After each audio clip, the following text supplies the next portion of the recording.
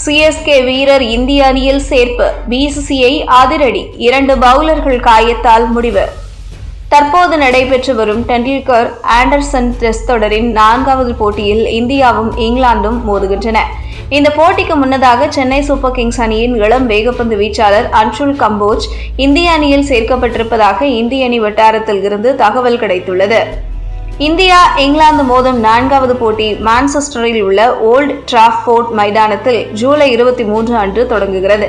லார்ட்ஸில் நடந்த முந்தைய போட்டியில் தோல்வியடைந்ததால் இந்தியா தற்போது 1-2 என்ற கணக்கில் தொடரில் பின்தங்கியுள்ளது. இதனால் தொடரை இழக்காமல் இருக்க இந்த மான்செஸ்டர் போட்டியில் இந்தியா வெற்றி பெறுவது அவசியமாகிறது. இந்த முக்கியமான போட்டிக்கு முன்னதாக இந்திய அணியின் வேகப்பந்து வீச்சில் கவலை அளிக்கும் விதமாக காயங்கள் ஏற்பட்டுள்ளன. இடது கை வேகப்பந்து வீச்சாளர் அஷ்தீப் சிங் வலைப்பயிற்சியின் போது பந்தை தடுக்க முயன்ற போது அவரது பந்து வீசும் கையில் ஆழமான வெட்டுக்காயம் ஏற்பட்டது. இந்த காயத்திற்கு தையல் போடப்பட்டுள்ளதால் அவர் முழுமையாக குணமடைய குறைந்தது 10 நாட்கள் ஆகும் என கூறப்படுகிறது. இதனால் அவர் 4வது டெஸ்ட் போட்டியில் பங்கேற்க வாய்ப்பில்லை.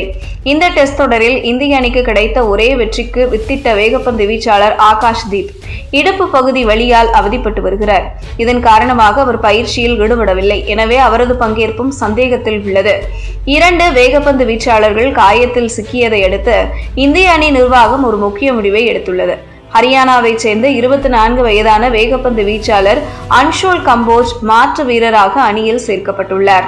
இவர் 2025 IPL தொடரில் சிஎஸ்கே அணியில் இடம்பெற்று புகழ் வெளிச்சத்தை பெற்றிருக்கிறார். இவர் சமீபத்தில் இங்கிலாந்து லயன்ஸ் அணிக்கு எதிராக நடைபெற்ற 2 அதிகாரப்பூர்வமற்ற டெஸ்ட் போட்டிகளில் இந்தியா A அணிக்காக விளையாடியிருந்தார். அப்போது 5 விக்கெட்டுகளை வீழ்த்தி அனைவரின் கவனத்தையும் ஈர்த்தார். மேலும் ஹரியானா அணிக்காக 24 முதல் தர போட்டிகளில் விளையாடி 79 விக்கெட்டுகளை வீழ்த்தியுள்ளார் என்பது குறிப்பிடத்தக்கது.